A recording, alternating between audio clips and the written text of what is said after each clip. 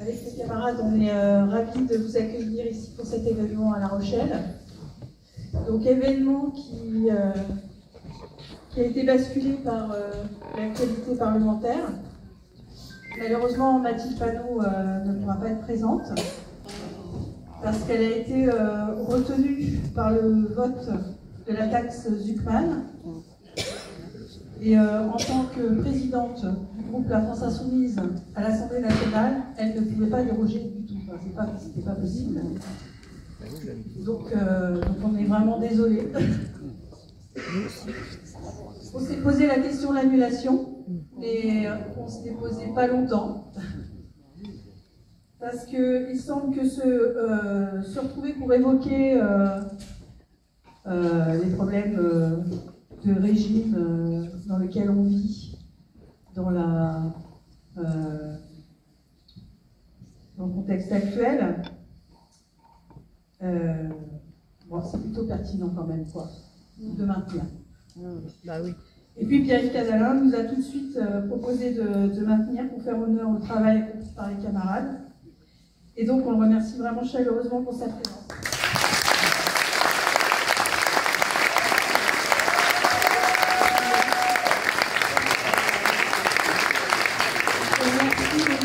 Pour leur détermination, on peut applaudir aussi les militants.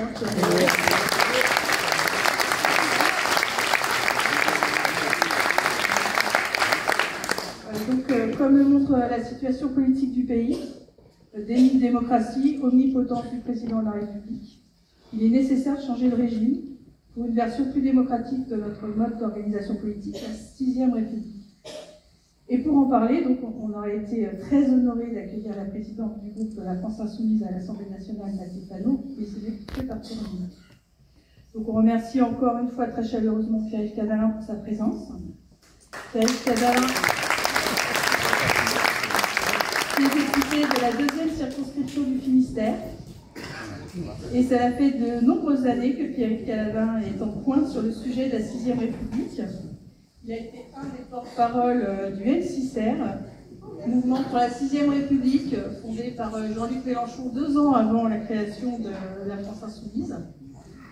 Et perso, j'ai eu la chance de l'avoir comme professeur pour un cours sur l'Anthropocène.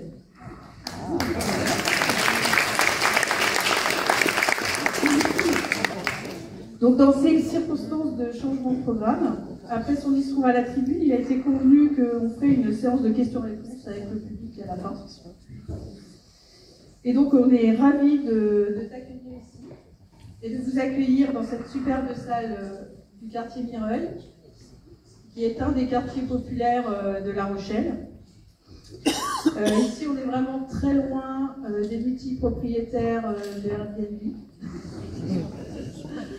On est plutôt dans la Nouvelle-France, c'est bien décrite par Jean-Luc Mélenchon, la France de la jeunesse populaire, la France de ceux qui la font tourner et dont un quart des grands-parents viennent d'ailleurs. Donc on est très fiers de faire cet événement ici dans le quartier Mireuil.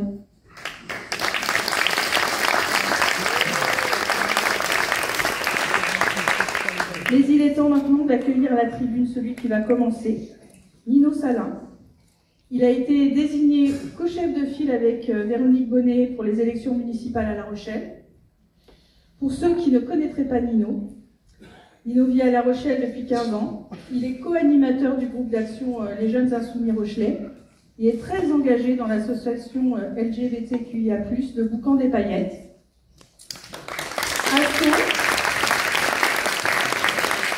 Se décrivant comme luttant joyeusement pour les droits des LGBTQIA+, et contre toutes les discriminations. Donc nous sommes très fiers que Nino Salin porte notre voix pour les municipales à La Rochelle. Nino, c'est à toi.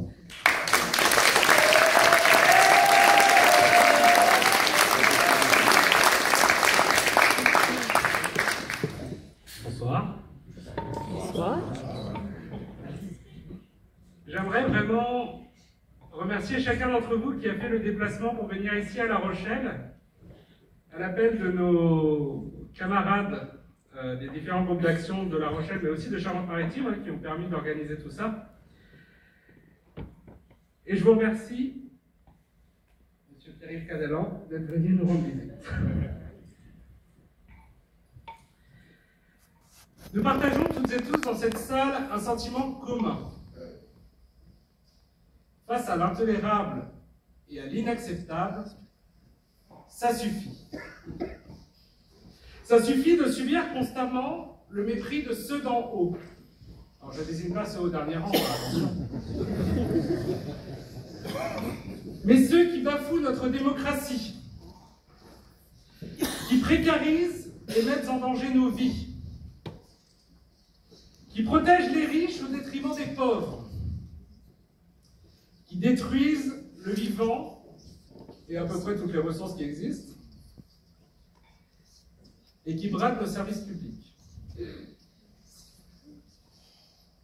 Alors, à La Rochelle, comme partout ailleurs, on est là et nous nous battons pour la devise de notre République. Liberté, égalité, fraternité. Pour qu'elle retrouve pleinement son sens et que nous cessions, que nous bifurquions de cette société où on pousse à l'extrême l'individualisme, au repli sur soi, et qui nous fait prendre en considération un vote extrêmement dangereux.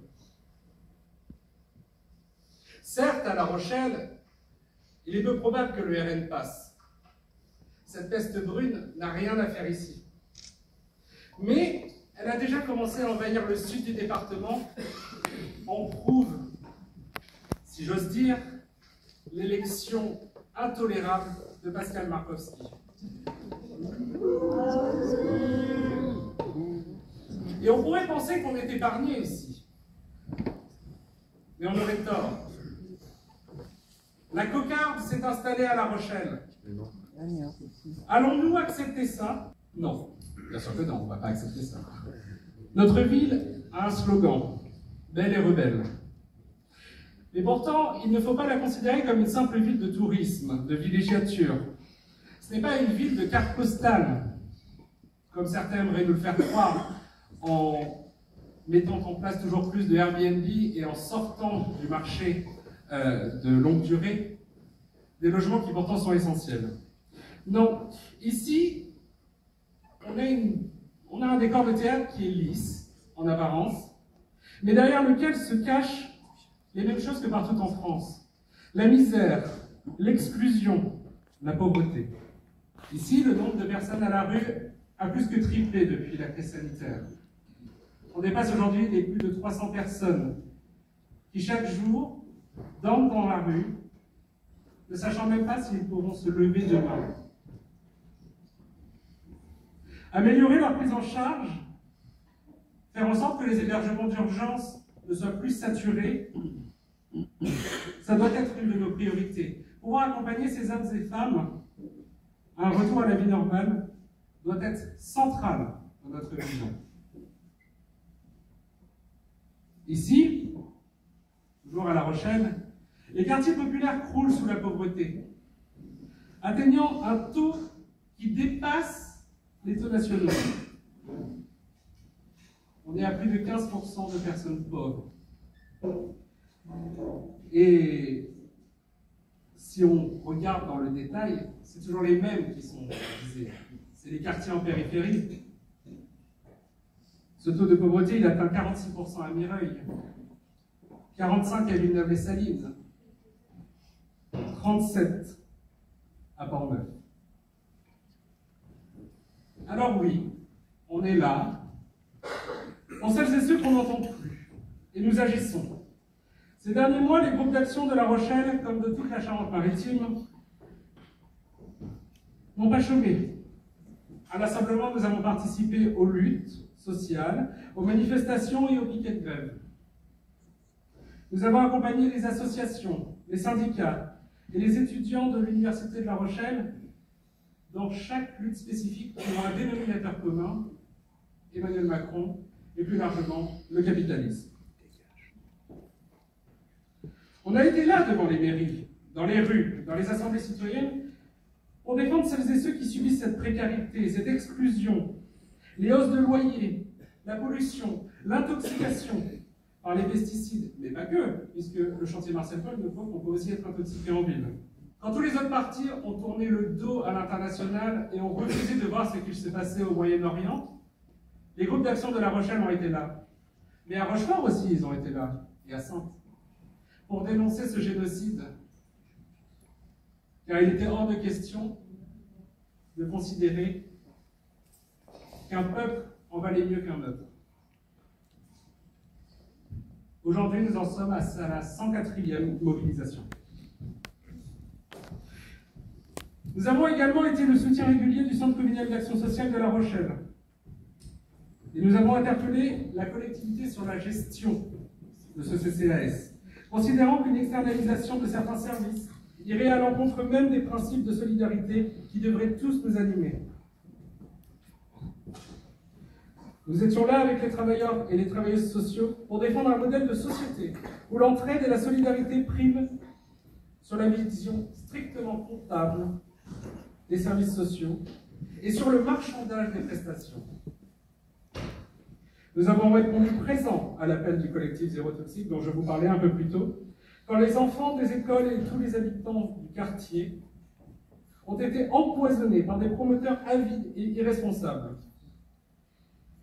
Cette situation est grave et elle mérite une réponse urgente, sans appel. Ce n'est pas un moratoire que nous demandons, c'est l'arrêt immédiat des travaux. Il suffit de l'inaction mortifère de Brice Blondel, notre préfet, et de Thibaut Quiraud, notre nouveau maire.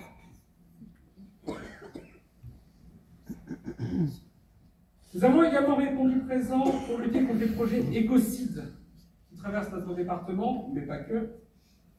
Comme par exemple en juillet dernier, lorsque nous nous sommes mobilisés contre les méga-bassines à La Rochelle, et où nous avons pu voir et subir collectivement une violence inouïe. Quand les étudiantes et étudiants de La Rochelle ont été confrontés au budget Bayrou pour l'enseignement supérieur et la recherche, nous étions là. Quand ils et elles sont démunis, mal logés, mal nourris, nous étions présents pour les défendre et les accompagner. On ne s'est pas contenté de dénoncer, on a proposé, comme le font nos députés à l'Assemblée nationale contre le budget Le Cornu et Macron. Parce que notre objectif n'est pas seulement de dire que les choses vont mal, mais il est de montrer et démontrer qu'on peut les changer, concrètement, localement. Ce budget aujourd'hui, débattu à l'Assemblée nationale, et qui du coup nous a empêchés de rencontrer Mathilde Panot, est une véritable saignée.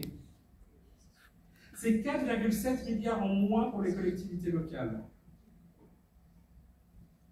Vous comprendrez donc que dans un modèle de société où nous prenons l'entraide, c'est inacceptable. On ne peut pas laisser s'asphyxier les services publics locaux. Aujourd'hui, à quelques mois des municipales de 2026, nous sommes prêts à porter une voix claire. Une voix qui refuse les compromissions et les magouilles politiciennes dont certains partis sont devenus les experts. Nous portons une voix qui prône une union populaire, centrée sur un programme de rupture qui déclinera localement celui du nouveau Front populaire qui nous a permis l'union en 2024 et est devenu le premier groupe à l'Assemblée nationale.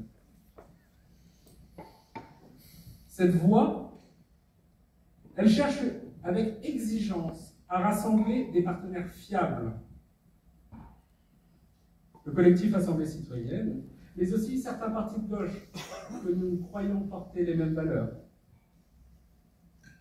Vous l'aurez compris, si alliance nous devons faire, ce ne sera pas à n'importe quelle condition, et certainement pas à n'importe quel prix. Ici, nous ne défendons pas la lutte des places, mais bien la lutte des classes.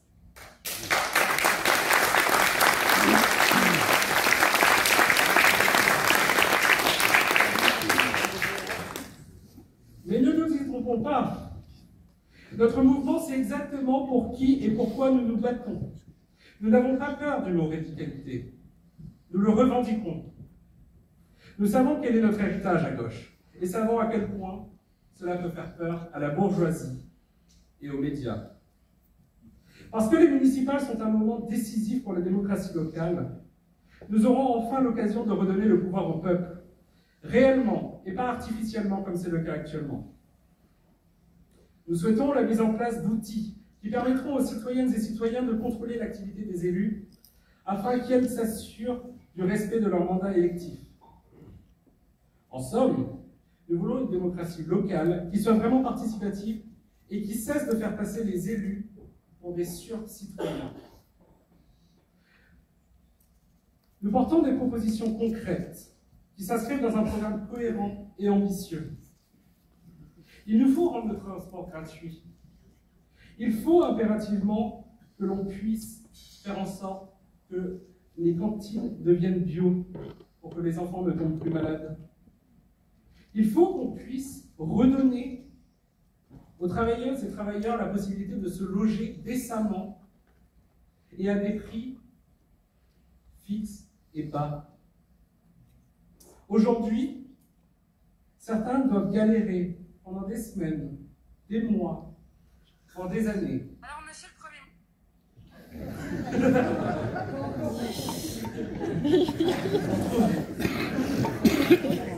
Pour trouver un logement acceptable. Ou tout du moins un logement décent, qui ne soit pas une véritable passoire thermique. Juste un chiffre pour illustrer mon propos. Le CLAGE, qui est une des associations présentes sur La Rochelle et sur la Charente-Maritime en général, qui est là pour accompagner les jeunes dans l'obtention d'un premier logement, indique que leur accompagnement va jusqu'à 27 mois, plus de 2 ans, pour faire sortir des jeunes de la précarité.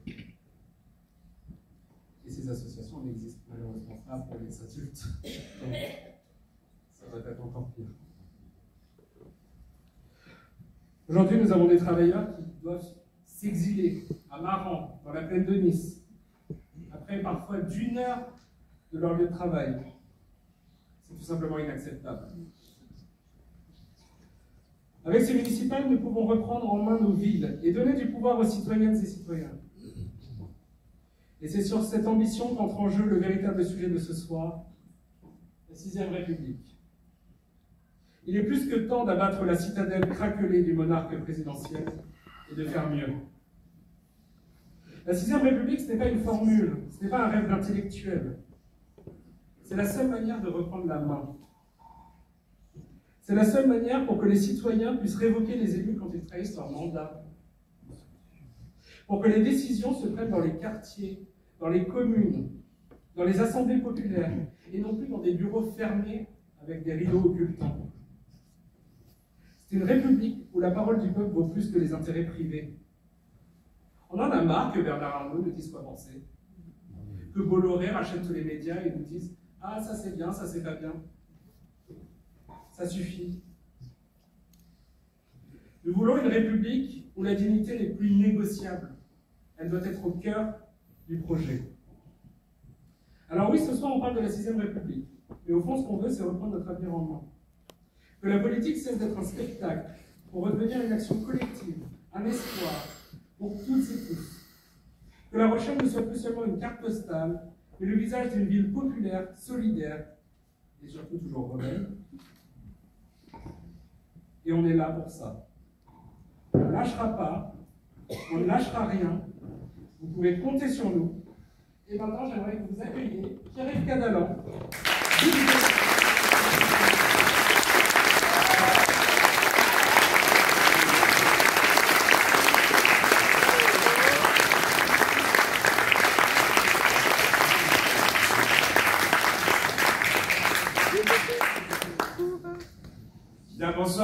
Bonsoir à toutes et tous. Et avant toute chose, je tiens à remercier, à ce moment où je viens tout juste d'arriver à La Rochelle, je tiens à remercier Carmen et Nino et Philippe qui est par là pour leur magnifique accueil et l'ensemble des équipes militantes.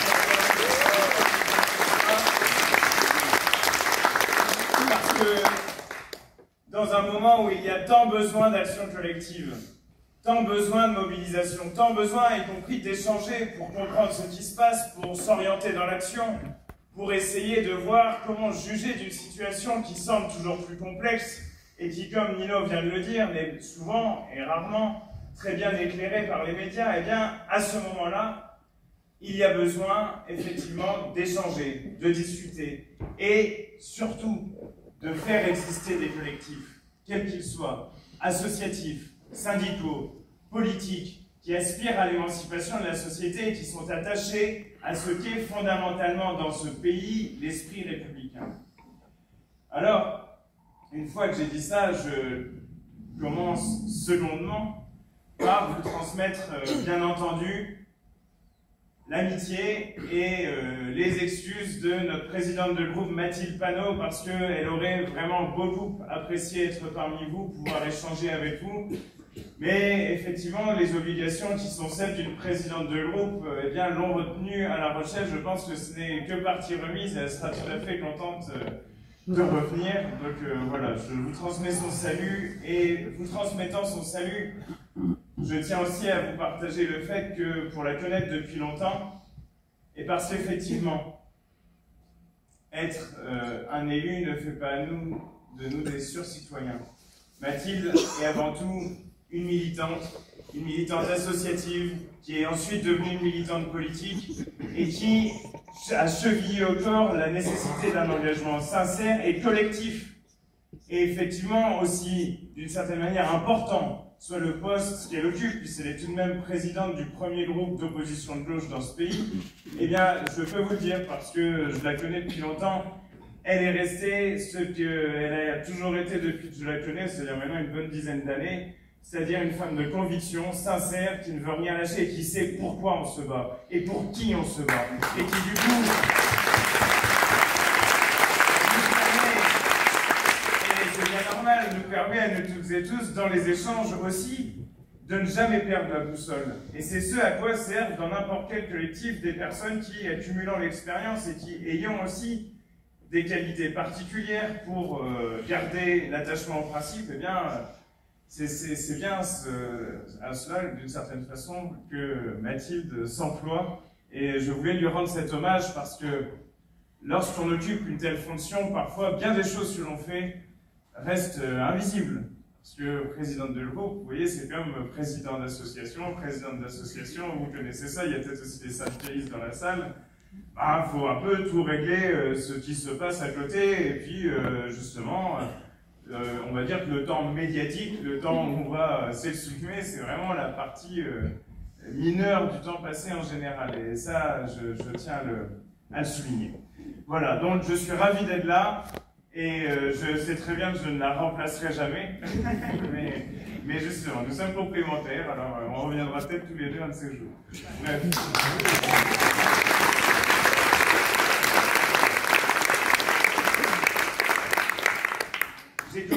J'ai commencé par vous dire et vous exprimer ce que je considérais, et je suis ravi moi, de vous voir en aussi grand nombre, important dans la période d'organiser des moments comme celui-ci.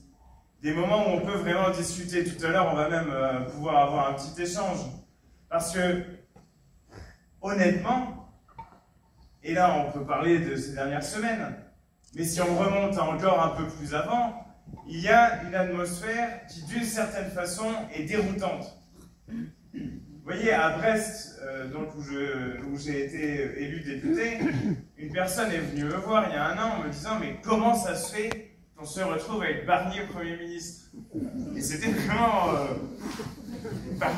c'était complètement invraisemblable. Je veux dire, en juillet, la coalition parlementaire a inventé ces nouveaux Front populaires sur un programme de rupture de gauche que, soit dit en passant, et sans vouloir être piquant, mais que la gauche au pouvoir n'a pas piqué depuis longtemps, la rupture. Bon, donc on se disait, tiens, on va aller vers quelque chose de neuf. C'est quelque chose qui va être dans cet élan-là, et d'une certaine façon, ça traversait le pays dans l'attente. Hein, on se disait, il faut bien voir ce que ça va donner tout ça à la fin. Mais alors, de se retrouver avec Michel Barnier sorti de derrière les fagots, qu'on avait oublié, moi ça m'a ramené au collège. Et alors, il est encore là, il est là. Bon, on se dit, bon, quand même, surprise. Et, vous voyez, là, je vous ramène un an avant, mais ça ne s'arrête plus. Ça ne s'arrête plus. Ensuite, Bayrou, qui lui-même continue à envisager qu'il pourrait éventuellement être un candidat à la prochaine élection présidentielle. Le MoDem mettant de l'argent de côté chaque année pour son éventuelle campagne. Vous imaginez dans quel état d'esprit sont ces gens. Et alors là, on se trouve avec, je vous parlais de rupture, de problème de rupture, ben on se trouve avec Sébastien Lecornu, c'est-à-dire la dernière garde, la garde rapprochée d'Emmanuel Macron, qui arrive Premier ministre en disant « j'incarne la rupture ». Là aussi, ça laisse absolument tout le monde pantois. Donc normalement, je fais ce petit début chronologique parce qu'il me semble que la question institutionnelle n'a jamais été aussi parlante dans le grand nombre, pour une raison simple, c'est qu'aujourd'hui les institutions sont utilisées telles qu'elles sont prévues, celles de la Ve République, comme camp de repli de la grande bourgeoisie. Ah, on a perdu les élections, c'est pas grave, on a un bon petit texte qui va nous permettre de garder le pouvoir, vous allez voir comment on va faire. Alors là, du coup, tout le monde regarde, on se dit, ouh, bah oui, ils y arrivent. Ils y arrivent. Mais alors, ils n'y arrivent pas sans quelques complices, quand même. Parce que je voudrais revenir sur l'événement énorme qui a constitué la censure du gouvernement de Michel Barnier. La censure du gouvernement de Michel Barnier, c'était la deuxième censure de toute l'histoire de la Ve République. Donc c'est un événement. Ensuite vient Bayrou, avec la même politique. Non, en fait, à vrai dire, son budget était encore plus fondé sur des coupes budgétaires que le budget Barnier. Et à ce moment-là, surprise du chef, le Parti socialiste dit bon non, on va discuter, offrant royalement une excuse au Rassemblement national qui pouvait pavaner ensuite sur tous les plateaux de télé en disant ah ben si le Parti socialiste ne censure pas, de toute façon la censure ne passera pas, donc je ne vois pas pourquoi nous on censurerait. Parce que j'aime bien, moi, remettre les choses dans l'ordre chronologique.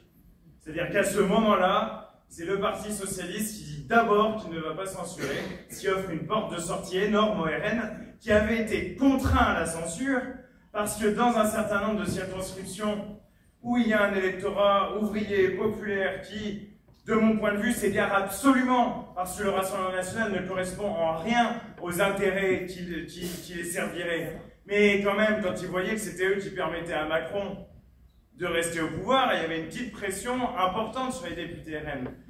Eh bien, on peut bien imaginer que cette pression aurait été nécessairement reconduite si à ce moment-là, le Parti socialiste n'avait pas changé de ligne. Et non, hop, ils ont trouvé une porte de sortie. En disant, alors ça, c'est cette phrase, je n'en peux plus. La France a besoin d'un budget.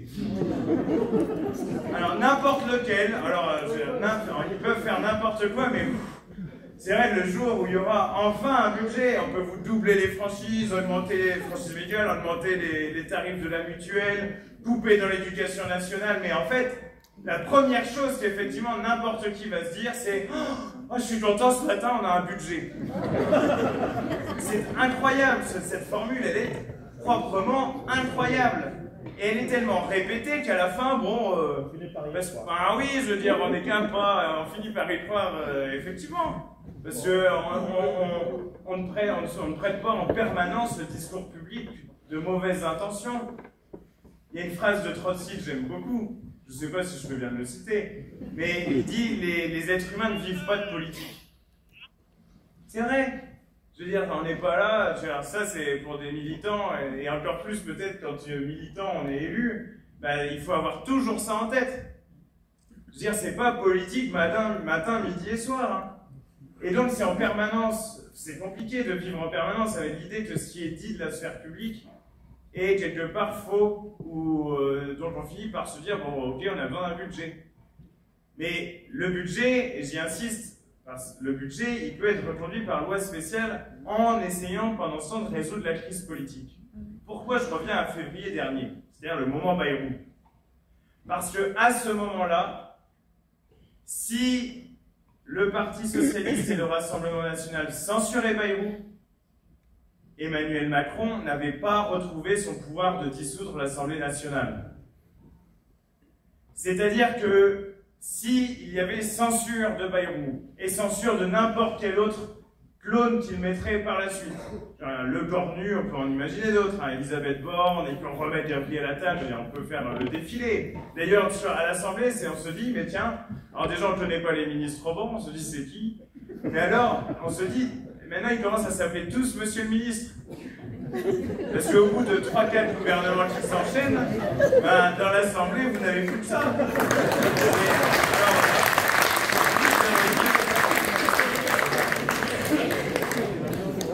Donc c'est vraiment accéléré. L'autre fois, ça a duré 14 heures. Le regretté ministre de la Défense, Bruno Le Maire, doit s'en souvenir. Mais voilà, alors, c'est comme ça. Vous êtes ministre 14 heures, vous êtes Monsieur le Ministre à vie. Les gens vous appellent comme ça. Bon. Là aussi, on est quand même dans un usage qui est un peu daté et archaïque de la République, quand même. Je veux dire, c'est tout le monde, et ça, je vais vous en parler plus tard, en venant sur la 5e République et la 6e, là je parle de la situation actuelle. Mais, à ce moment-là, le président était privé de son pouvoir de dissolution, donc toute la pression politique aurait été mise sur le président de la République. Donc tout le monde s'accorde à dire tout de même qu'il est la cause principale de la crise politique que nous vivons. Je veux dire, il n'est pas responsable à lui tout seul des contradictions qui traversent l'ensemble des sociétés capitalistes européennes, etc. Ça, on ne va pas non plus tout lui mettre sur le pacto. Mais enfin, il en a une bonne part, parce qu'il n'a rien fait pour essayer, finalement, de faire que la société garde en cohérence. Il a fonctionné, comme on l'a dit depuis le début, comme un président des riches. Et il fait ça de façon systématique. Donc ça a mis la société sous tension. Mais alors la dissolution, c'est le bonbon. C'est l'allumette qui jette dans le truc. Et il s'amuse avec ça. Nous avons un président de la République qui s'amuse de ce genre de choses.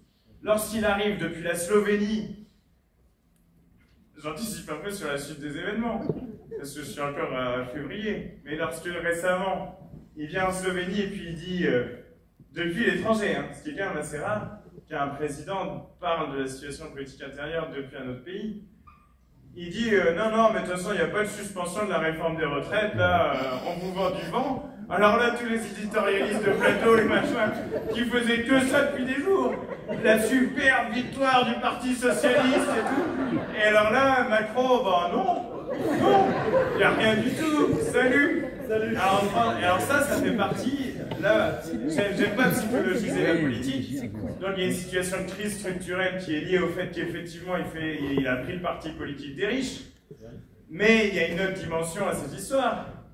L'autre dimension, c'est qu'il est très joueur. Et que la dissolution de 2024, c'est un coup ahurissant. Mais il est joueur et en plus, il trouve sa décision absolument géniale.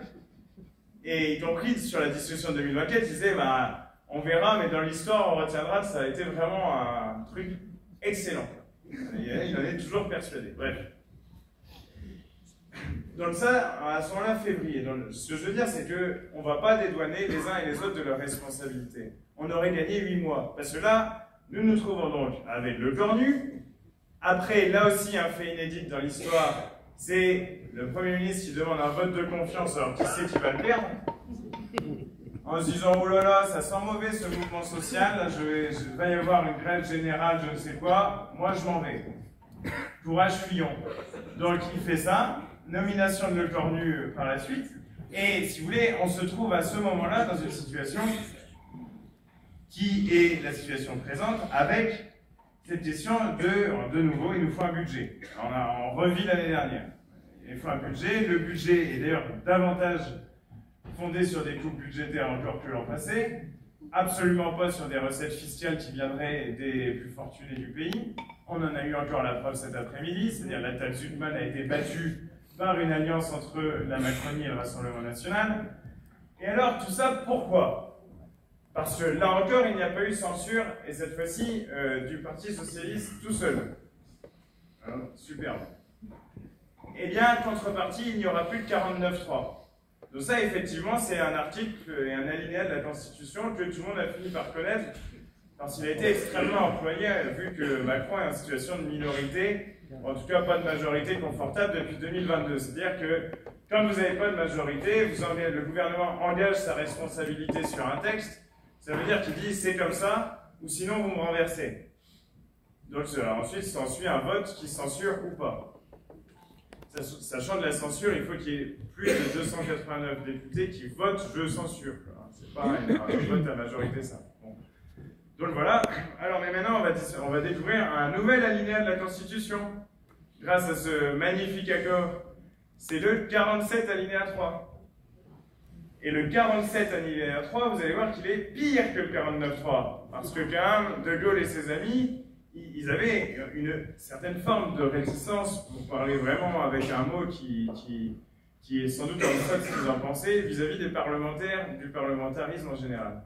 Donc en fait, dans la Constitution de la Ve République, il y a une trousse à outils pour museler le Parlement.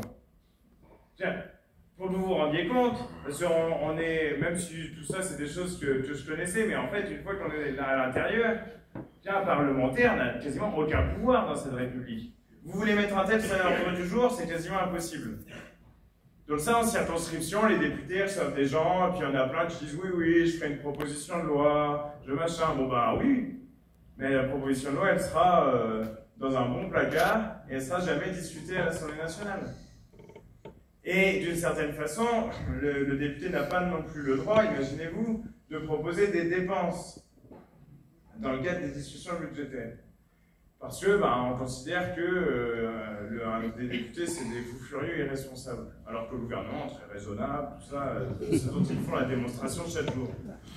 Eh bien, dans ce cadre-là, se déploient donc les discussions budgétaires, et vous avez aujourd'hui 70 jours de délai, c'est dans la Constitution, pour que le Parlement, c'est-à-dire Assemblée nationale et Sénat, finissent le budget. Et si on dépasse le délai réglementaire, et à ce moment-là, le gouvernement a le droit de faire un budget tout seul, par ordonnance. Alors là, il n'y a même plus de vote de censure, de rien du tout. Parce qu'au moins, le 49.3, il y a un mécanisme qui engage la responsabilité du gouvernement. Là, non, c'est le gouvernement qui dit « Ah bah, vous avez été trop long, les gars. Donc, vas-y, j'écris le budget. » Et là, franchement, il y a quelque chose qui, de ce point de vue, nous agace profondément. Parce que ce n'est pas expliqué comme ça, ce qui est en train de se passer dans la sphère publique. C'est, par exemple, ce matin, j'entendais à la radio, aujourd'hui, journée cruciale, Tal Zuckman, que va-t-il se passer? Et donc, on dramatise chaque enjeu du budget, alors qu'en réalité, tout le monde sait bien, le gouvernement fait traîner. Et rappelez-vous, et là, encore une fois, c'est pour ça que je commence cette intervention par des aspects chronologiques. En début de semaine, pas il y a 3 mois, en début de semaine, Olivier Faure dit « Si nous n'obtenons pas quelque chose d'important sur la taxation du patrimoine, la censure sera immédiate. » Boris Vallaud, aujourd'hui, après la défaite successive sur tous les trucs, même la formule de la taxe qui était critiquée par l'économiste lui-même qui l'a proposée. Eh bien, Vallaud dit « Nous restons ouverts au dialogue. » Et je ne veux pas jeter la pierre à un tel ou un tel. Je dis ça suffit d'embrouiller le débat public. Parce que si à la fin, et je vous le dis, j'ai pas envie d'avoir l'air de jouer à Madame Irma, mais si à la fin, vous avez un budget adopté par ordonnance, qu'à ce moment-là, le PS sort du bois en disant « Ah, ce budget est inacceptable. Nous censurons le gouvernement et que le Rassemblement national, à ce moment-là, ne vote pas la censure, le gouvernement ne sera pas censuré. » Donc, à un moment donné, il y a besoin de clarté. Et nous, ce qu'on a vu cette semaine dans les discussions budgétaires, c'est qu'il y avait des discussions parallèles en permanence entre le groupe du Rassemblement national et le gouvernement d'un côté, et le Parti socialiste et le gouvernement de l'autre côté. Et les LR, évidemment, là-dedans. Bon. Et ça donne des situations ubuesques. Par exemple, parfois, on nous fait voter des amendements, on demande, mais en fait, il rapporte combien, cet amendement? Parce que là, on est sur les recettes, donc c'est ce qui va faire rentrer de l'argent. Il rapporte combien? Mais les ministres ne répondent pas. Et donc, je leur dis, mais vous vous rendez compte, vous faites voter à l'Assemblée un amendement dont personne ne sait ce qu'il produit. Donc, vous voyez, il y a un côté absolument désordonné dans cette histoire, et si je commençais par l'article 47.3, c'est qu'il faut bien comprendre que ce n'est pas uniquement le 49.3 qui pose problème dans cette Constitution. Dans cette Constitution, ce qui pose problème, c'est la centralisation majeure autour du pouvoir exécutif et de la présidence de la République. Je veux dire, cet homme-là, tout le monde souhaite son départ presque. Pour autant, il reste. Et il a tous les moyens de rester comme il veut, en vérité.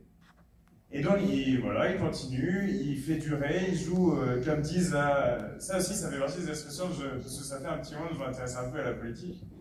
Et alors, je supporte plus d'entendre ce genre de truc. Le maître des horloges. Le président de la République est le maître des horloges. En fait, on se dit, mais attends, ils ont quoi? Ils ont une liste de 15 mots pour analyser la situation politique, quoi. C'est toujours le même genre d'expression, j'entends ça depuis... voilà, j'ai 33 ans, alors j'imagine que ceux qui ont plus que moi, eux, ils entendent ça peut-être depuis 50, 40, 60 ans. Donc ça, c'est un peu lassant, parce qu'à la fin, ça produit du dégoût et ça rejette un certain nombre de gens en dehors de la sphère politique. Du genre bosser leurs affaires, comme d'habitude, c'est l'embrouille et ça. Face à ça, on essaye bien entendu de maintenir un discours clair qui permette à la fois de comprendre les enjeux et de dire qu'à gauche, et ce qui a été bien signifiant ces derniers temps, c'est que de façon systématique sur énormément de votes, et notamment les votes de censure, il y a une cohérence remarquable entre le groupe des écologistes, des communistes et de la France insoumise. Et moi, je suis fier de l'ensemble de ces personnes qui tiennent à la cohérence des deux personnes de la France insoumise, un double mandat, proposer une alternative au macronisme et ne jamais lâcher sur le combat contre l'extrême droite. C'est ça notre double mandat, issu du mandat des élections de juillet 2024. Et dans la situation aussi complexe qu'elle puisse paraître, il ne faut tout de même pas oublier quelque chose. Et il ne faut pas écarter un certain nombre de dangers. Le premier de ces dangers-là, c'est la montée de l'antiparlementarisme. Et c'est un sous-produit de la Ve République aussi. Parce que là, vous voyez, cette ambiance de dire « Ah, il parle », à la fin, ça va donner quoi? Ça va être le gouvernement va reprendre la main parce que finalement, la délibération parlementaire ne sert à rien. Alors que le problème aujourd'hui, c'est que Macron s'en aille et que le peuple, en fait, essaye de fixer, de décider, que l'ensemble des citoyens décident d'une nouvelle orientation politique du pays.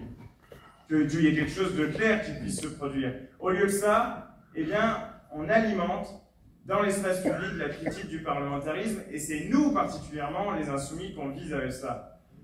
Avec ce terme qui a fait son entrée dans le dictionnaire du fait des commentateurs qui commentent ce que nous faisons, le terme bordélisé. Alors nous bordéliserions l'Assemblée nationale. Et c'est vrai que, comme je le dis parfois, à des parlementaires macronistes, qui pour certains, et je pense à l'autre député de Brest, qui par exemple s'est abstenu avant-hier sur la résolution qui voulait contrer les accords franco-algériens de 1969. Voilà, encore une preuve qu'un élu n'est certainement pas un citoyen. C'est bien que ce soit la démonstration en direct. Et bon, mais lui s'est abstenu, ce qui est incroyable, il a passé sa vie au Parti Socialiste avant d'être macroniste. Et je vous le dis, ce discours succédait, ça m'a vraiment choqué, à un discours du Rassemblement national, mais alors là, pas le dédiaboliser, le machin, hein. Pas la stratégie d'apparat, un discours fasciste. Et le fait même que les médias n'aient rien dit de ce discours. Guillaume Bigot, je vous invite, alors je sais que c'est pas très plaisant, mais je vous invite à aller écouter ce discours et à le relayer. Parce que, à le relayer auprès des gens qui diraient oui, le RN, on n'a jamais essayé, etc. Si, il parle toujours pareil. Il dit un truc invraisemblable dans ce discours-là. Bigot, il dit il y a une différence. Nous ne connaissons qu'une seule différence, celle entre les citoyens français, nos frères, nos égaux, et les étrangers. Ce qui est une remise en cause absolue de la Déclaration des droits de l'homme et du citoyen, des principes universalistes, et en fait, à la fin de la République elle-même. C'est un discours profondément anti-républicain. Et donc, nous en sommes toujours les défenseurs, comme c'est chanté dans la Marseillaise. Donc, voilà, dans le Bigot, fait ça, machin, le vote, l'abstention des uns des autres. Et je prends cet exemple-là parce que ce député me déteste, je n'ai rien fait, mais il me déteste et puis donc il ne me parle pas, rien, et puis il me dit tout le temps « Ah, vous me foutez le bordel !» Donc lui, il vote la loi immigration, il s'abstient sur ce texte-là, etc. Mais ça va parce qu'on est tranquille. C'est invraisemblable. Je lui dis, mais c'est vrai, t'as raison Didier. Un parlement, c'est fait pour se taire, c'est pour ça que ça s'appelle parlement d'ailleurs. Mais un parlement qui se tait, mais c'est la dictature. Et le rôle de l'Assemblée nationale, et ça on peut avoir des débats là-dessus, parce que c'est la représentation, c'est pas non plus le sommet de la démocratie. Mais une assemblée, elle est faite aussi pour, d'une certaine façon, montrer au pays que les tensions sociales existent, qu'elles essayent d'être résolues par des discussions, par des délibérations, voilà, et par des confrontations. Parce que si nous n'existions pas, par exemple, si mais beaucoup plus de gens seraient à l'écart total des institutions, et ça risquerait, et c'est la menace qui pèse à l'avenir aussi, hein, ça risquerait de plonger, y compris le pays, dans une crise et une division beaucoup plus profonde. Donc gare à l'antiparlementarisme. Parce que l'antiparlementarisme, sans faire de la défense des élus et tout, hein, c'est pas ça que je fais, mais l'antiparlementarisme, c'est toujours le début du fascisme. Et honnêtement, l'ambiance médiatique actuelle, c'est quand même un peu ça. Ah bah quand même, et puis c'est des leçons de bonne tenue de la bourgeoisie aussi, quoi.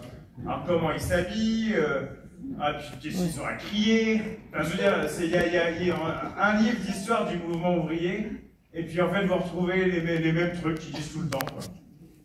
On dérange, et c'est vrai que les institutions représentatives, et particulièrement celles de la 5e République, ne sont pas faites. Mais elles ne sont pas faites du tout pour que la classe ouvrière, pour que les précaires, pour que les habitants soit des zones reculées dans les campagnes où il n'y a plus de services publics, soit des zones dans les quartiers populaires où là non plus d'ailleurs il n'y a plus de services publics, ben en fait n'aient pas de voix au chapitre. Et alors surtout qu'on ne parle pas d'eux. Ça je vous raconte pas, à chaque fois qu'on commence à raconter l'histoire, une histoire précise de quelqu'un ou quelqu'un, c'est « Oh, ça va !» Bah oui, ça va, on va pas les déranger non plus. Parce que on casse l'illusion permanente dans laquelle ils vivent que leurs conditions d'existence sont les conditions d'existence au fond de tout le monde. Et donc ça va pas si mal quand même. Et vous voyez, les institutions de la 5e République, elles reproduisent cela à fond. Et il y a un deuxième danger majeur à identifier, me semble-t-il, c'est celui du recul potentiel de l'esprit démocratique. Et l'esprit, et ça, le Rassemblement national, il travaille en permanence. Parce que l'esprit démocratique, c'est tout de même de se dire que soi-même, en tant que citoyen, en tant qu'être humain, tout court d'ailleurs, ben, on a une capacité d'autonomie, de transformation, qu'on essaye de faire le mieux qu'on peut autour de soi et qu'on essaye d'améliorer les choses. Je parlais de ça tout à l'heure, en participant à des collectifs, s'il faut, etc. Enfin bref, la vie, quoi. Mais l'esprit autoritaire, il prend le contre-pied de ça. Il dit, t'iras mieux si tu fais appel à la puissance centrale pour opprimer ceux que tu détestes. Et ça, si vous voulez, c'est exactement le fonds de commerce du Rassemblement national. Et d'ailleurs, j'ai discuté avec des électeurs du Rassemblement national sur Brest, ils disent, mais on sait très bien que ça n'ira pas mieux. Ah bon? Ah ben non. Mais au moins, en gros, il y a un côté défouloir quand même. C'est-à-dire que ça n'ira pas mieux, mais en même temps, ça ira moins bien pour un certain nombre de gens. Et donc, la défense de l'esprit démocratique, elle est extrêmement liée, en réalité, à la lutte contre l'extrême droite. C'est pour ça qu'il est aussi important d'en discuter, d'en délibérer, et en fait, la base de la démocratie, c'est pas l'Assemblée, c'est pas les élections. C'est l'organisation concrète, collective, permanente des uns et des autres. Et ça, les Gilets jaunes l'avaient extrêmement bien compris. Et moi, je rends hommage uniquement aux Gilets jaunes, parce que honnêtement, c'est eux qui ont permis aussi de débloquer une question qui, en permanence, polluait les débats à gauche. C'était, la question institutionnelle, tout le monde s'en fiche, etc. Le mouvement, il est parti de la question de la taxation injuste, à raison. Et ensuite, les gens sur les ronds-points se sont dit, mais attends, comment ça se fait? Eh bien, ça se fait que tout le pouvoir est concentré à l'Élysée, donc le référendum d'initiative citoyenne. Eh bien oui, on en est là. Et c'est le cœur de notre projet de 6ème République. Le référendum d'initiative citoyenne. On ne peut pas refaire une 4ème République, on veut faire que les parlementaires mais on veut avant tout qu'il y ait un pouvoir réel au peuple. Parce que tout ce dont je vous ai parlé depuis le début, toute la situation face à laquelle nous nous trouvons, aurait déjà été dépassée s'il y avait un référendum révocatoire qui aurait permis à Emmanuel Macron de faire ses bagages, de plier valise et de s'en aller. Parce que il n'y a que ça que nous voulons aujourd'hui. Il n'a qu'à retourner ses racines. Parce que c'est quand même là d'où il vient. Et il a servi la finance avec une forme de loyauté permanente.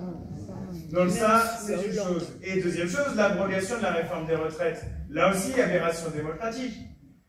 Les gens qui ont voté au premier tour de l'élection législative la dernière fois ont voté à 2/3 pour des forces qui ont proposé l'abrogation. Qu'on les aime ou pas, ces forces. Et ensuite, ça donne une Assemblée nationale où, à 2/3, il y a une majorité pour l'abroger. On est à plus d'1 an et demi, il n'y a encore rien eu. Pas le moindre vote. Et maintenant, on nous dit, ah non, mais attendez, le décalage, quand Génération 68, ils vont gagner 3 mois, ça, c'est la lutte des classes. Ça, c'est la bataille sociale. Et si vous ne vous en satisfaites pas, eh ben, vous êtes quand même des petits coupeurs de cheveux en 4, parce que un petit acquis, ça vaut toujours mieux que machin. Non, mais ça va. On a une assemblée qui, aujourd'hui, est en capacité numérique d'abroger cette réforme. C'est une exigence démocratique fondamentale, c'est la traduction des urnes la dernière fois, et si on faisait un référendum, tiens, parce qu'ils passent leur vie à essayer de trouver des idées de référendum, ça encore, c'est dans le commentaire médiatique, c'est toujours magnifique. Ah oui, référendum sur quoi? Ah ben, à l'immigration. Ah oui, intéressant, qu'est-ce que vous pensez de l'éventuel référendum sur l'immigration? Alors, on ne sait pas la question. Je sais pas... Je sais pas, qu'est-ce que ça pourrait être cette question? Êtes-vous d'accord avec l'amour universel? Oui, non. Voulez-vous foutre tout le monde dehors? Oui, non. Bon, vous voyez, c'est et puis en plus, ça, histoire d'installer un bon terrain de débat, comme bref. Donc ça, le référendum, si on le faisait sur l'abrogation de la réforme des retraites, il gagnerait. Voilà. Donc là, il y a un problème démocratique qui est absolument majeur. Bon. J'espère que je ne vous ai pas trop saoulé. Pas du tout. Mais non, ça c'est terrible. J'avais un prof comme ça. C'était truc. Vous avez le premier départ dans l'année. Premier départ. Il est 10h12, machin, sort de l'amphi, etc. Mais du coup, bonne soirée. Donc, un excellent prof d'ailleurs, dont je vous recommande les analyses, il s'appelle Bertrand Badi. Et sur la question internationale, il a quand même permis de sortir de l'ornière et des bêtises qu'on entendait à longueur de journée. C'est BAPIE. Et justement, sur cet esprit démocratique, je le dis par parenthèse, mais je le dis parce que c'est important et parce que j'en ai assez qu'on dise que notre combat pour le droit du peuple palestinien, le combat contre le génocide à Gaza, j'en ai assez qu'on dise que c'est un truc de clientèle électorale. C'est un truc de humanité. C'est la revendication de base de n'importe quel républicain, de n'importe quel Et là aussi, on voit le recul de l'esprit démocratique. Là aussi, et précisément, lorsque finalement certains commencent à dire, comme je l'ai pu l'entendre sur certains plateaux, ah, une vie égale une vie, c'est la rhétorique du Hamas. Mais on se pince ou quoi? Une vie égale une vie, c'est le fondement de la République française, et d'ailleurs au-delà de la République française, de la Révolution française ou quoi, c'est quand même le fondement de n'importe quelle morale commune. Donc honnêtement, honte à ceux qui ont contribué à banaliser ce qui s'est passé ces dernières années. Honte à eux, et honte à ceux qui nous ont salis dans des proportions qui sont inadmissibles. Parce qu'il n'y a pas d'antisémites à la France insoumise.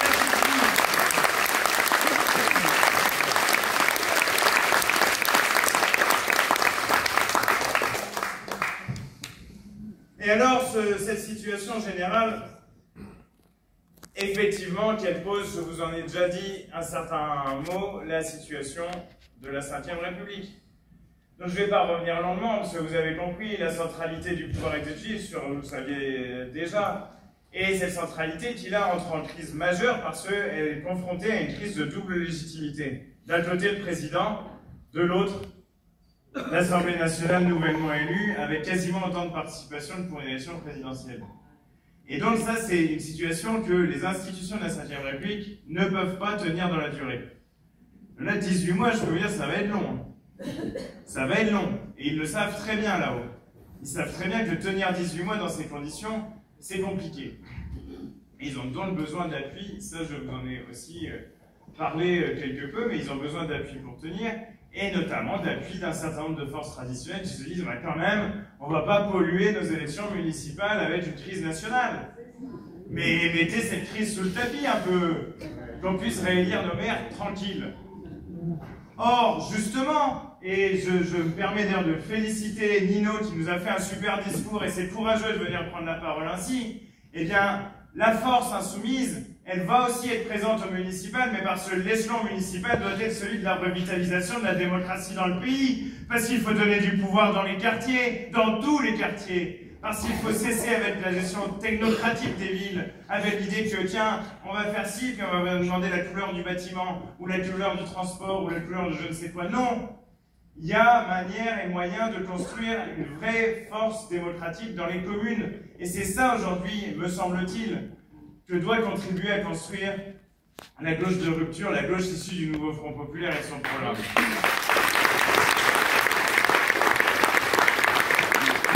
Et alors, elle vient d'où, cette petite 5e République? Eh bien, j'ai découvert récemment que René Capitan, qui est l'un des proches de De Gaulle qui a écrit cette constitution, René Capitan, figurez-vous que sa source d'inspiration, et ça ne s'invente pas, c'était la République de Weimar. De la République de Weimar, c'est celle qui a duré de 1918 à 1933. Hein, ensuite, c'est les nazis. Mais pas n'importe quelle période de la République de Weimar que Capitan trouvait intéressante. Non, de 1930 à 1933. Parce que là, l'exécutif était plus fort, il avait plus de marge de manœuvre et finalement, on était moins embêté avec l'Assemblée nationale. Avec le Congrès ou le Parlement ou Bundestag. Eh bien, si vous voulez, c'est bien particulièrement curieux de prendre ça comme source d'inspiration. Et ça en dit long aussi sur ce qui se voit si on regarde les choses, me semble-t-il, un peu frontalement. Et ça fait pas toujours plaisir. Hein. Mais ce qu'on voit aujourd'hui se déployer, c'est tout de même le fait que la lutte des classes, quand la bourgeoisie se sent en danger ou veut forcer son avantage, bah, elle va attiser la haine raciste. Et elle va souffler dans les voiles de l'extrême droite. Et qu'en fait, pour une partie sans doute, il y en a qui n'ont pas un regard extrêmement critique sur le nazisme et le fascisme. Parce que lorsqu'on voit Pierre Gattaz, ancien président du MEDEF, dire que finalement il vaut mieux Marine Le Pen que Mélenchon, on est au mot près à mieux vaut Hitler que le Front populaire. Ouais, exactement.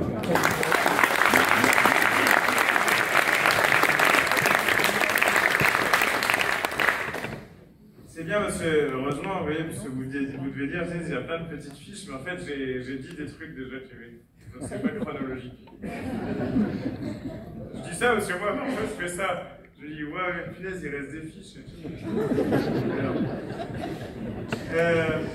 Donc voilà, bah, ça c'est ce que je vous ai dit aussi, c'est cette concentration du pouvoir exécutif, elle permet quand même d'empêcher, et à n'importe quel prix, d'empêcher la prise de pouvoir populaire et le partage des richesses. Là, et alors ça, le RN, il sert à ça. Là, j'ai une petite liste.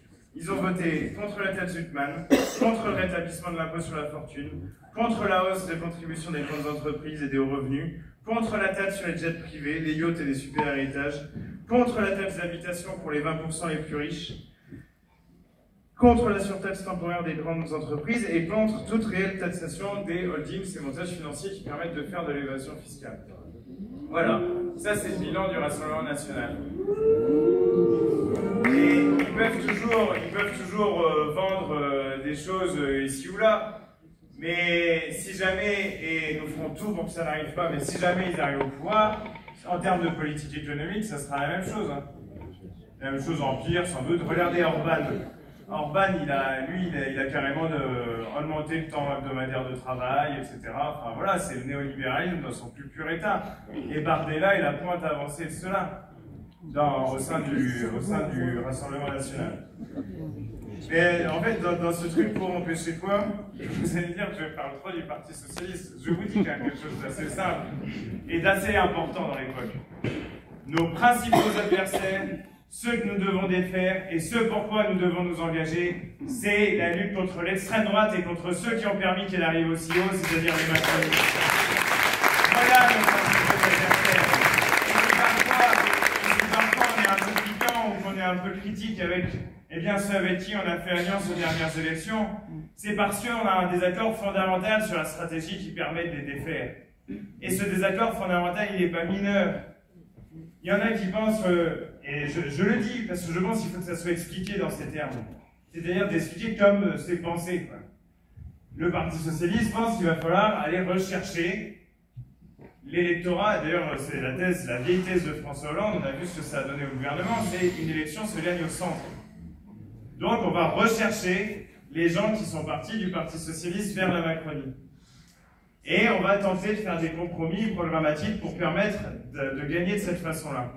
Nous, on considère que si on veut transformer, si on veut avoir une base sociale d'appui, et c'est ce qu'on veut, c'est pour ça qu'on est engagé, et si on veut dans la durée battre l'extrême droite, c'est-à-dire montrer que la politique sert à quelque chose, il faut gagner l'élection avec une base populaire organisée, notamment chez les gens qui se sont abstenus pendant trop longtemps parce qu'ils avaient des bonnes raisons d'être dégoûtés, et y compris à cause des trahisons de certains qui se sont prétendus de gauche et qui, on ne sait pourquoi, se sont retrouvés élus sur le programme du nouveau Front populaire. Je pense à François Hollande, parce que je pense qu'il a absolument pas sa place à l'Assemblée nationale.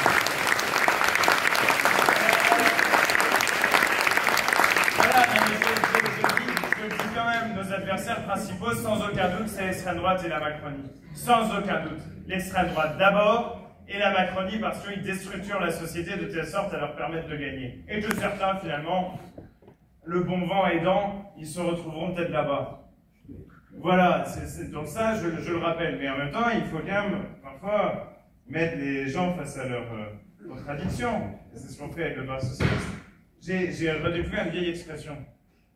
C'est gros gens comme devant. Alors, j'y ai pensé, en fait, je vais vous raconter, je pensais gros gens comme ça dans le train, non?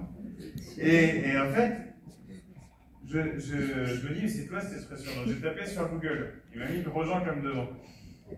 Et alors, j'ai dans le petit Robert, se retrouver dans la même situation qu'avant, sans avoir atteint ses objectifs. Alors je me suis dit en plus que c'était sympa pour le Parti Socialiste, parce que ça suppose qu'ils avaient vraiment les objectifs qu'ils disaient qu'ils avaient. Voilà. Mais en vrai, aujourd'hui, c'est un peu ça, ils se retrouvent gros gens comme devant. Bon. Maintenant, 2-3 chiffres au passage, 200 000, ça il faut, mais je pense que vous l'avez en tête, 211 millions d'aides publiques accordées sans contrepartie par an. Milliards. C'est bon, mais déjà, je suis content, vous suivez. Alors, 211 milliards d'aides publiques. Et alors, là, c'est un chiffre peut-être un peu plus technique, je sais pas quoi, mais qui me semble extrêmement important à avoir en tête. Entre 2017 et aujourd'hui, les recettes de l'État et de la sécurité sociale, les recettes publiques, sont passées de 54,3% de la richesse annuellement produite, c'est-à-dire le PIB, à 51,4%. Elles ont perdu 3%. C'est énormissime. De tête, de mémoire plutôt que de tête, parce que il me semble que c'est autour de 90 milliards. Mais ça, c'est vraiment vérifier ce chiffre-là, parce que j'en suis pas sûr. Et c'est considérable comme manque à gagner. Et non, la ministre Ramberger, là, dans les deux Lucien, non, c'est pas les bons chiffres. Moi, j'ai des chiffres de l'INSEE, ceux-là sont de l'INSEE. Donc ça, c'est pareil, dans le débat parlementaire, on dit, mais d'où sont vos chiffres? Donnez vos sources. Elle les donne pas. Mais elle dit, non, les recettes n'ont pas baissé en proportion de la richesse produite. Comment vous voulez qu'on ait un débat sincère sur des bases pareilles? C'est absolument impossible. Et d'ailleurs, c'est inadmissible que ça se passe comme ça. Alors, la 6ème République, comment on y va? Et ensuite, j'arrête. La 6ème République, le chemin le plus court en 5ème République pour y parvenir, c'est de gagner l'élection présidentielle. Hein, on ne va pas se raconter d'histoire parce qu'elle est verrouillée à tel point que la Constitution elle-même n'a que très peu de chances de changer, puisqu'il faut 3/5 du Congrès pour modifier la Constitution. Alors imaginez, pour en plus sortir de la Constitution, et imaginez une assemblée d'élus, ne pensez pas que je regarde le Sénat, mais une assemblée d'élus qui doit sa place à la 5ème République, imaginez se dire, allez ouais c'est vrai, ce matin je suis d'humeur, genre Gérard Larcher qui craque. Ah ce matin je me sens d'humeur révolutionnaire.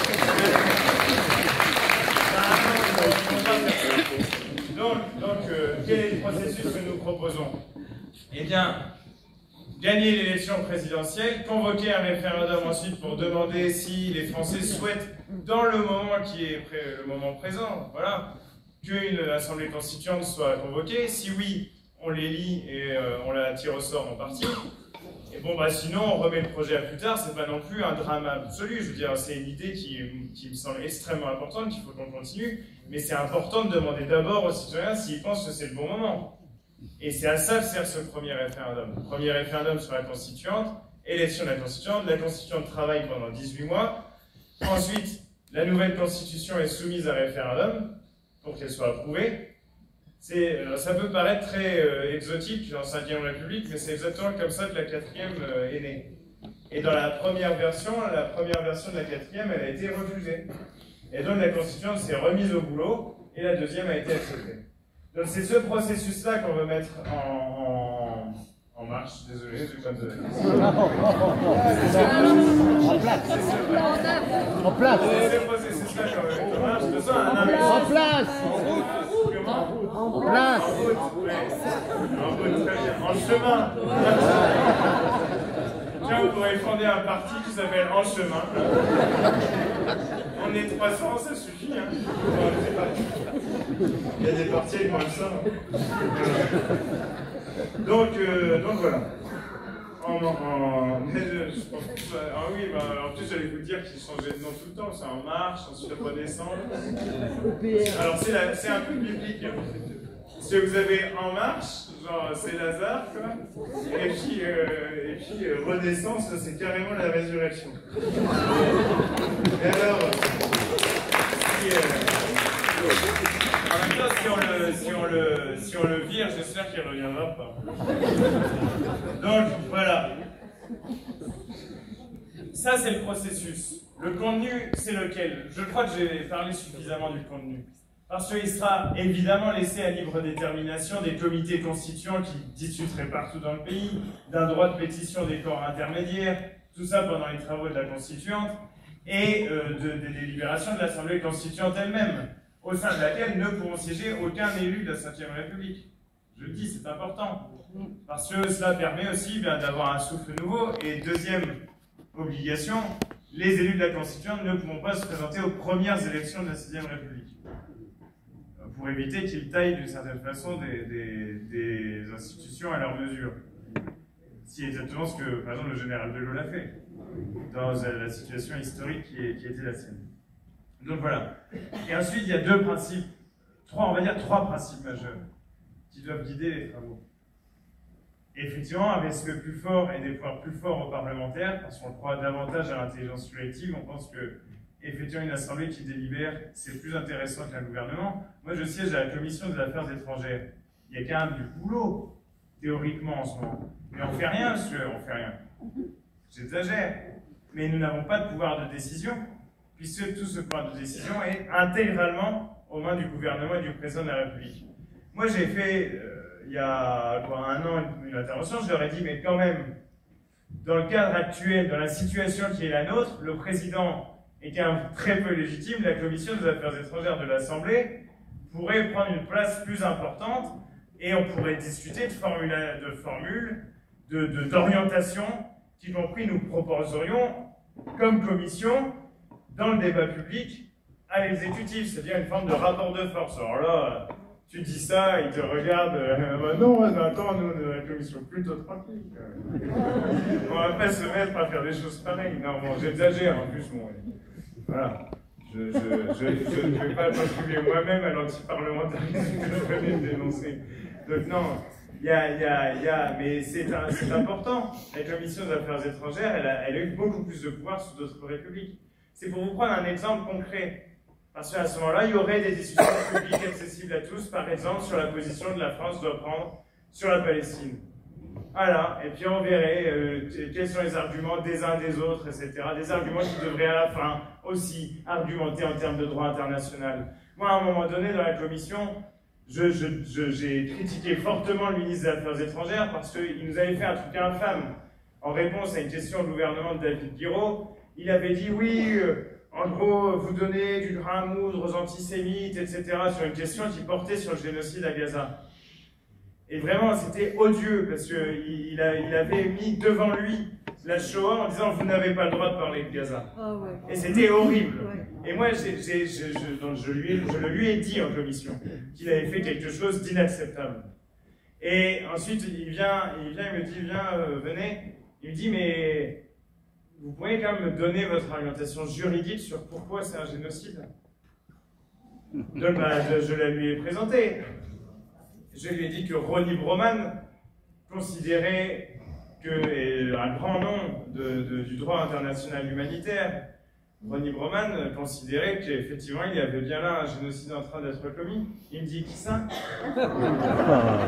Et je veux dire, moi je jette la pierre à personne de ne pas connaître un tel ou un tel parce que je ne suis pas élitiste, mais à un moment donné, quand on est ministre des Affaires étrangères de la 7e puissance mondiale, c'est quand même un peu fort. Donc ça c'est quelque chose. Mais ces débats-là, j'aimerais bien qu'ils puissent être tenus publiquement et qu'il y ait des débats publics. Donc ça c'est pour vous dire l'importance du pouvoir parlementaire. Et ensuite le pouvoir citoyen, référendum d'initiative citoyenne pour proposer une loi, abroger une loi, révoquer un élu. Ça c'était absolument essentiel. Et troisième principe, enfin séparer la République des pouvoirs de l'argent. Garantir qu'il y ait des médias indépendants existent. Libérer la presse de l'argent. Libérer la presse de l'argent. C'est ça qui existe la démocratie dans ce pays. C'est le mensonge permanent. C'est l'invective. C'est le dégoût provoqué par le débat, parce qu'à la fin, quand on regarde, alors le pire, c'est les chaînes d'infos en continu, on a l'impression que tout n'est qu'une suite de polémiques évanescentes, qui s'en vont, qui s'allument, qui s'éteignent, et comme si, d'une certaine manière, il n'était question que d'un feuilleton. Eh bien non.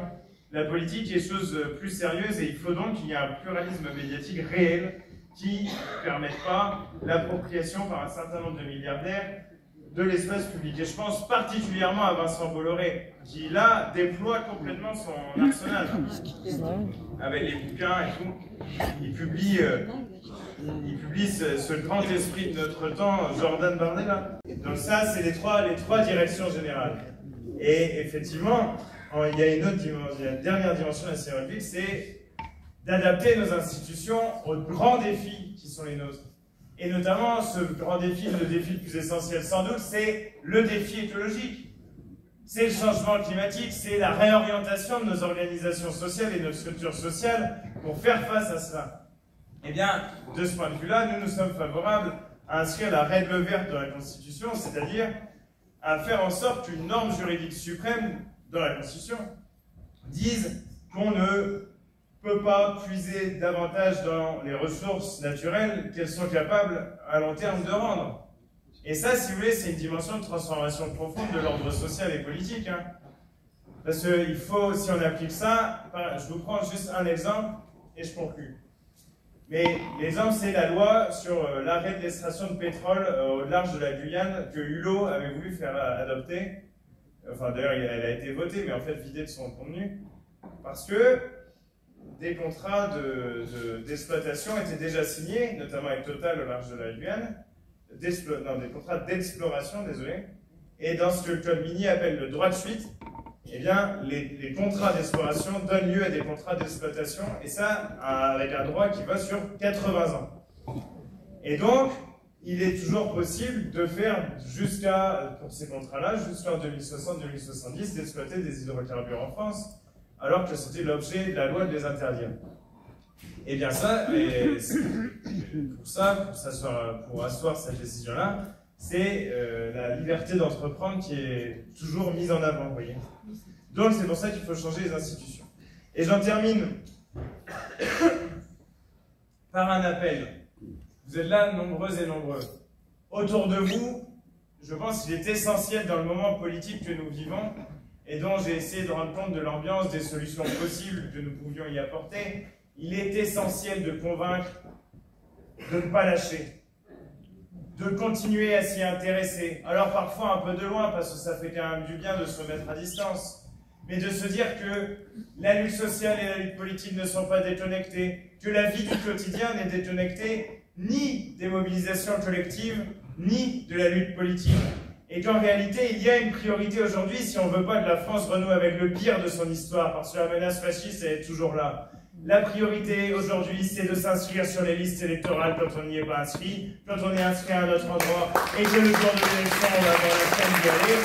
Et donc, il faut absolument appeler à la mobilisation citoyenne générale. C'est celle-là qui, déjà, il y a un an, nous a sauvés d'une victoire de l'extrême droite. Et si les gens sont dégoûtés, parce qu'il y en a qui sont dégoûtés que les résultats des urnes n'aient pas été respectés, dites-leur que leur dégoût ne doit pas emporter une absence de participation, bien au contraire. Parce que c'est ça qu'ils veulent, les dégoûter. Ils veulent dégoûter nous tous, nous toutes. Ils veulent qu'on se dise, après tout, ça ne sert plus à rien, on n'en a rien à faire. Eh bien si, organisons-nous, discutons, parlons des idées, du programme, du fond, de ce qu'on peut changer dans sa boîte, de ce qu'on peut changer dans l'association, de ce qu'on peut changer dans le syndicat, et faisons vivre la démocratie sociale et politique. Nouvelle dynamique.